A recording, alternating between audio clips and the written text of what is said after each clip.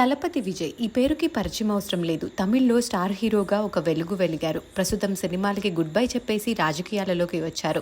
తమిళనాడులో పార్టీ పెట్టి త్వరలో సీఎంగా పోటీ చేయబోతున్నారు. తను చేసిన లాస్ట్ మూవీ కూడా రిలీజ్కి సిద్ధంగా ఉంది. అయితే విజయ్కి మ్యారేజ్ అయిన సంగతి తెలిసిందే. ఆయన భార్య పేరు సంగీత. 1999లో వీరి వెడ్డింగ్ చాలా ఘనంగా జరిగింది. వీరికి 2 పిల్లలు, ఒక అబ్బాయి ఒక అమ్మాయి.